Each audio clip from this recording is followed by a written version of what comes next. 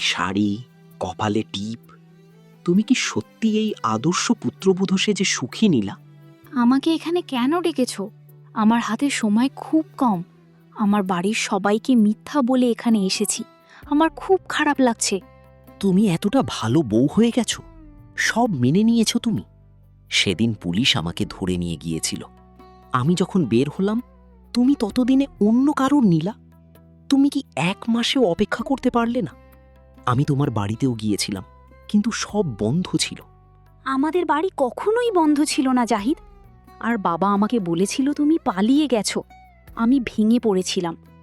এসব বলে আর লাভ নেই। এখন সব শেষ। আমি আকাশকে ঠকাতে পারবো না। সে খুব ভালো মানুষ। তুমি আমাকে বিশ্বাস করো না নীলা? ভালোবাসা কোনো অপরাধ নয়। তুমি কি এই প্রাণহীন সম্পর্কের মধ্যে সারা জীবন থাকতে চাও? আমি তোমাকে ছাড়া বাঁচব না। নীলা, আমাকে ভুল বুঝো না। মাঝে মাঝে আমাদের দেখা হবে, এতটুকুই তো চাই। শুধু অল্প একটু সময় দিও আমাকে। দয়া করে আমাকে ছেড়ে যেও না। কি বলছো এসব? যদি কেউ জানতে পারে তখন আমার কি হবে? আর তোমার সাথে দেখা করে কি লাভ? আকাশের বিশ্বাস ভেঙে চুরমার করতে পারবো না আমি। তুমি শুধু আকাশকেই নিয়ে ভাববে? আমার কথা কি ভাববে না? তুমি তো আমাকে তোমার জীবনের চেয়েও বেশি ভালোবাসতে। এইটুকু করো আমার জন্য। তোমাকে ছাড়া আমি থাকতে পারছি না। কেউ কিছু জানবে না। আমরা খুব সাবধানে থাকব। তোমার পুরনো ভালোবাসার জন্য তুমি কি এইটুকু ঝুঁকি নিতে পারবে না? মনের এক কোণে পুরনো আবেগ তাকে নাড়া দেয়। সে রাজি হয়ে যায়। এরপর নীলা বিধ্বস্ত অবস্থায় বাড়ি ফেরে। সাইমা বেগম তাকে দেখে এগিয়ে আসে। এসেছ মা? বন্ধুদের সাথে সময় ভালো কেটেছে তো? মনটা কি ভালো হলো? হ্যাঁ মা, খুব ভালো লেগেছে। আমি একটু ক্লান্ত। রুমে যাচ্ছি এখন। পরে আপনাকে সব বলবো। এই বলে নীলা তার রুমে যায়। নীলা, তোমাকে এত ফ্যাকাশে লাগছে কেন? শরীর খারাপ লাগছে কি? না আকাশ, সামান্য মাথা ব্যথা। ভিড়ের মধ্যে একটু অস্থির লাগছিল। ওহ, আমি কি মাথা মালিশ করে দেব নাকি ওষুধ আনব? তুমি বিশ্রাম নাও। আমি শুধু একটু ঘুমাতে চাই। এইসব দেখে আকাশের একটু খটকা লাগে। কিন্তু সেভাবেই নীলা হয়তো আসলেই ক্লান্ত। এই দিনের পর থেকে নীলা এখন নিয়মিত মিথ্যা বলে জাহিদের সাথে দেখা করে। নানা রকম গল্প করে সময় কাটায়। এমনভাবেই বেশ কিছুদিন কেটে যায়। এমনই একদিন একটি অপরিচিত নম্বর থেকে মেসেজ আসে। শপিং মলে জাহিদের সাথে তার কিছু ছবি কেউ লুকিয়ে তুলেছে। হ্যালো নীলা বেবি, ছবিটা কেমন হয়েছে? শপিং মলে তোমাদের দারুণ লাগছিল। কি আপনি? কি চান আমার কাছে? আমি কি চাই সেটা তুমি জানো। এই ছবিটা তোমার স্বামী বা শ্বশুরের হাতে পড়লে কি হবে বুঝো তো? যদি চাও এটা আমি ডিলিট করি, তবে আজ রাত 7টায় তোমার বাড়ির পিছনে 1,00,000 টাকা নিয়ে আসবে। নয়তো কাল সকালে পুরো এলাকা তোমার এই ছবি দেখবে। এসব শুনে নীলা অঝরে কান্না করতে থাকে। এমন সময় সেখানে আকাশ আসে আর নীলাকে কাঁদতে দেখে ফেলে। নীলা, কি হয়েছে? কাঁদছ কেন? কেউ কি কিছু বলেছে তোমাকে? আকাশ, আমার একটা পুরনো বান্ধবী খুব বিপদে পড়েছে। ওর জরুরি কিছু টাকার দরকার। তুমি কি আমাকে 1,00,000 টাকা দিতে পারবে? আরে পাগল মেয়ে, এই জন্য কেউ কাঁদে? তোমার উপর আমার পূর্ণ বিশ্বাস আছে। আমি তোমাকে এখনই দিচ্ছি। যা আমার তার সবটুকুই তো তোমার। এই কথা শুনে নীলার মনে অপরাধ বোধের তীর মিথে থাকে, কিন্তু সে নিরুপায়। এরপর রাতের বেলা নীলা ভয়ে ভয়ে টাকার ব্যাগটি একটি গাছের নিচে রেখে দ্রুত চলে যায়। সে খেয়াল করেনি যে আড়াল থেকে রিয়া তাকে অনুসরণ করছে। ভাবি, এই রাতে এখানে টাকা রেখে গেল কেন? এসব কি হচ্ছে? ভাইয়াকে কি কিছু বলা উচিত? না, আমাকে আরো অকাট্য প্রমাণ জোগাড় করতে হবে। ভাবি কি আমাদের সবাইকে ধোঁকা দিচ্ছে? নীলা বাড়ি ফিরে ভয়ে সিতিয়ে থাকে। পরদিন সকালে নীলা আবার জাহিদের সাথে দেখা করতে যায়। জাহিদ, কেউ আমাদের ছবি তুলে ব্ল্যাকমেইল করছে। কালুকে 1,00,000 টাকা দিয়েছি। আকাশ আমাকে খুব বিশ্বাস করে। ও জানতে পারলে সব শেষ হয়ে যাবে। ভয় পেও না নীলা, ব্ল্যাকমেইলার নিশ্চয়ই জেনেছে তুমি বড় ঘরের পুত্রবধূ। টাকা চাইলে দিতে থাকো, যাতে ছবিগুলো বাইরে না আসে। তুমি কি বলছো? আমি আর কতদিন মিথ্যা বলবো? ঘর থেকে টাকা চুরি করে দেব? শুধু কিছুদিনের জন্য নীলা, আমরা তো একসাথেই থাকবো। একটা কাজ করি, চলো আমরা এখান থেকে পালিয়ে অন্য শহরে চলে যাই, সেখানে নতুন জীবন শুরু করব। পালিয়ে যাব, কিন্তু টাকা পাবো কোথায়? কেন? আকাশ তোমাকে আলমারির চাবি দিয়েছে না, বাড়ির সব গয়না আর টাকা নিয়ে আসো। ও তোমাকে অন্ধ বিশ্বাস করে, সন্দেহ করবে না। তুমি কি আমার সাথে দারিদ্র্যে থাকতে চাও? ভালোবাসা থাকলে এতটুকু তো করতেই হবে নীলা। ঠিক আছে, আমি চেষ্টা করছি, কিন্তু কেন জানি খুব ভয় হচ্ছে। এতগুলো মানুষদের আমি ঠকাবো? ওরা তো সবাই খুব ভালো। দেখো নীলা, তারা ভালো না খারাপ ওই সব দেখে লাভ নেই। আমাদের অনেক বছরের ভালোবাসা, এভাবে সব শেষ করে দিতে পারি না। তাই এটা অবশ্যই তোমাকে করতে হবে। আমি তোমাকে ছাড়া বাঁচব না।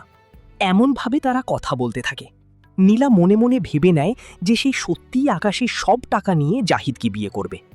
এমনভাবেই কিছুদিন কেটে যায়। একদিন, নীলা, আমি ভাবছি একটা বাড়ি করব, আর সেটা তোমার নামে করে দেব। এখন যেমন ইনকাম করেছি, পরে তো নাও হতে পারে, তাই আর দেরি করতে চাই না। কিন্তু আকাশ, তুমি এত তাড়াতাড়ি কেন সিদ্ধান্ত নিচ্ছ? কয়েক মাস যাক, তারপর এসব নিয়ে ভেবো। আমার এখন কিছুই চাই না। আমি জানি তোমার কিছুই চাই না, কিন্তু আমি তোমার হাজবেন্ড হিসেবে বাড়িটা গিফট করতে চাই। তুমি আমার জীবনে খুব গুরুত্বপূর্ণ মানুষ, যাকে আমি খুব বিশ্বাস করি আরও ভালোবাসি। আকাশের এসব কথা শুনে নীলার খুব খারাপ লাগে, কিন্তু সে জাহিদকে ভুলতে পারে না। এরপর পরদিন সকালবেলা নীলা জাহিদের কথা মতো সব গয়না ও টাকা নিয়ে তার কাছে পৌঁছায়। কিন্তু ভেতরও ঢোকার আগে দরজার আড়াল থেকে সে জাহিদের কথা শুনতে পায়। হ্যাঁ, ওই ব্ল্যাকমেলার আমিই ছিলাম। সব ছবি আমি তুলেছি। ওর কাছ থেকে লাখ লাখ টাকা হাতিয়েছি। আর এখন ওই বোকা মেয়েটা ওর স্বামীর বাড়ির সব গয়না নিয়ে আসছি। ও আসা মাত্রই মালপত্র নিয়ে আমি হাওয়া হয়ে যাব। আকাশের চোখেও তো নিচে পড়েইছে। এবার পুরো দুনিয়া দেখবে ওর আসল রূপ। এইসব কথা শুনে নীলা অনেক রেগে যায়, আর ভেতরে গিয়ে বলে, তুমি এতটা খারাপ? তুমি এভাবে আমাকে বোকা বানাতে চেয়েছিলে? আমি তোমাকে বিশ্বাস করে অনেক বড় ভুল করেছি। তুমি মিথ্যাবাদী। আমি ভাবতেও পারিনি তুমি আমাকে নয়, আমার টাকার পেছনে ছিলে। ও, তুমি শুনে ফেলেছ? তুমি কি ভেবেছিলে তোমার মতো একটা চরিত্রহীন মেয়ের সাথে আমি সারা জীবন কাটাবো? ব্যাগটা ভালোই ভালোই দাও, নয়তো ওই ছবিগুলো ভাইরাল করে দেব। তোমার ইজ্জত ধুলোই মিশিয়ে দেব। এই ব্যাগটা আমি তোমাকে দেব না। এটা আকাশের পরিশ্রমের টাকা। আমি সব পুলিশকে বলবো যে তুমি অন্যকে বিপদে ফেলো। পুলিশে এক ক্লিকেই তোমার সব ছবি তখন তোমার মান সম্মান থাকবে তো? আকাশ তো ঘাড় ধাক্কা দিয়ে বের করে দেবে। কোথাও ঠাঁই হবে না তোমার। তুমি আমার সাথে যেখানে যেখানে ঘুরেছ সব ছবি আছে আমার কাছে। তুমি এভাবে আমাকে ব্ল্যাকমেল করতে পারো না। শোনো, তুমি যাই করো না কেন, যদি আমার ঘর ভেঙে যায় যাবে, কিন্তু তোমাকে আমি কিছুতেই এই ব্যাগটা দেব না। তোমার যা করার তুমি করে নাও। তুমি এখান থেকে কিছুতেই যেতে পারবে না। এই বাড়িতে আমার অনেক লোক আছে। তোমাকে এখন আমি একদম শেষ করে দেব। কেউ আর তোমাকে খুঁজে পাবে না। এইসব বলে জাহিদ নীলার দিকে আসতে থাকে। ঠিক এমন সময় সেখানে আকাশ উপস্থিত হয়, আর তার সাথে পুলিশ ছিল। অফিসার, আপনি তো নিজের চোখেই সবকিছু দেখেছেন। ওকে নিয়ে যান এখান থেকে, আর কঠিন শাস্তি দিন। এরপর পুলিশ জাহিদকে নিয়ে চলে যায়, আর আকাশ নীলাকে তার বাড়িতে নিয়ে যায়। আকাশ, আমাকে মাফ করে দাও। আমি তোমার বিশ্বাসের অমর্যাদা করেছি। আমি এই বাড়ির সম্মান মাটিতে মিশিয়েছি। আমাকে ঘৃণা করো, মেরে ফেলো, কিন্তু এই বাড়ি থেকে বের করে দিও না। নীলা, কাউকে এভাবে অন্ধের মতো বিশ্বাস করতে নেই। আমি তোমাকে খুব ভালোবাসি, কিন্তু এটা মেনে নিতে পারছি না যে তুমি অন্য কারোর সাথে। ছি, তুমি এসব না করলেও তো পারতে। তোমাকে তো কোনো কিছুর কমতি দিইনি আমরা। ভাবি, আমার সন্দেহ হয়েছিল বলেই আমি তোমার ফোনের জিপিএস ট্র্যাক করেছি। আমি দেখেছি তুমি বন্ধুদের বাড়িতে না গিয়ে অন্য কোথাও যাও, তাই ভাইয়াকে সব বলতে বাধ্য হয়েছি। আকাশ, এখন তুই ঠিক কর, এই মেয়ের কি বিচার হবে? ও আমাদের বিশ্বাস ভেঙেছে। ওকে তুই কেন এই বাড়িতে নিয়ে এসেছিস? মা, নীলা ভুল করেছে, কিন্তু ওর ভুলের চেয়েও বড় অপরাধ ওই জাহিদের। নীলা যখন ভয়ে গুটিয়ে গিয়েছিল, আমি তখন ওর পাশে দাঁড়াতে পারিনি বলেই ও ভুল পথে পা দিয়েছিল। ও নিজেই যখন সত্যটা বুঝতে পেরেছে, জাহিদের ওপর গর্জে উঠেছে। তাই এখন ওকে আরও একবার সুযোগ দেওয়া উচিত। নীলা আমরা তোমাকে মেয়ের মতো ভালোবেসেছিলাম। মা বাবার মাথা লজ্জায় নিচু করে দেওয়া কি মেয়ের কাজ? তুমি এমনটা না করলেও পারতে। হয়তো আমরা তোমাকে ক্ষমা করে দেব, কিন্তু বিশ্বাস, সেটা আবার তোমাকে অর্জন করে নিতে হবে।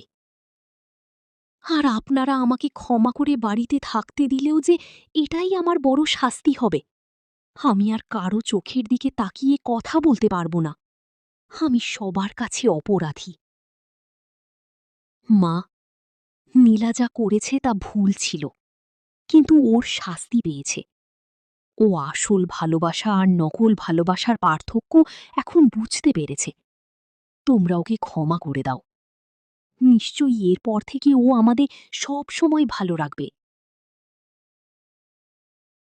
নীলা, নীলা, আমরা তোমাকে ক্ষমা করে দিচ্ছি, কিন্তু একটা কথা মনে রেখো, বিশ্বাসের সুতো একবার ছিঁড়ে গেলে তা জোড়া লাগানো খুব কঠিন, কিন্তু একদিন নিশ্চয়ই সব ঠিক হবে। ভাবি, তোমার একটা অতীত ছিল, সেটা বড় কথা নয়। বড় কথা হল তুমি সেটা আমাদের কাছে লুকিয়েছিলে। যদি শুরুতেই ভাইয়াকে সব বলতে, তবে ভাইয়া একা হাতেই সব সমাধান করে দিত। আমাদের পরিবার মানেই তো একে অপরের বিপদে পাশে থাকা, তাই আর কখনো এমনটা করো না। আমি কথা দিচ্ছি সবাইকে, আজ থেকে আমার নতুন জীবন শুরু হলো, যেখানে কোনো লুকোচুরি নেই, কোনো মিথ্যা নেই, আছে কেবল সত্য আর বিশ্বাস। আমি আমার সেবা আর ভালোবাসা দিয়ে এই পরিবারের হারানো বিশ্বাসকে আবার ফিরিয়ে আনব। নীলার মুখে এমন কথা শুনে সবাই অনেক খুশি হয়। এরপর থেকে নীলা আবারও সংসারটা মন দিয়ে করতে